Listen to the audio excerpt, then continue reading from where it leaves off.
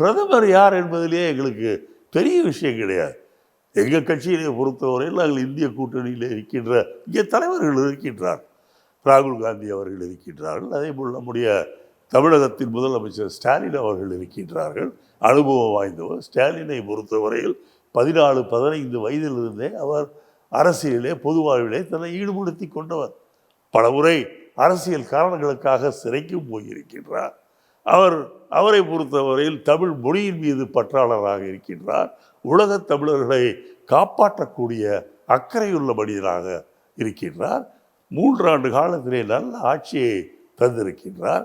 ஆகவே அவரை பொறுத்தவரை எங்களை பொறுத்தவரையில் ராகுல் காந்தி பிரதமராக வந்தாலும் ஒன்றுதான், ஸ்டாலின் அவர்கள் பிரதமராக வந்தாலும் ஒன்றுதான். ஏனென்றால் இருவரையும் பொறுத்தவரையில் இருவரும் அரசியலிலே பக்குவப்பட்டவர்களாக இருக்கின்றார். வாரிசு அரசியல் என்று கொச்சைப்படுத்துகின்றார்.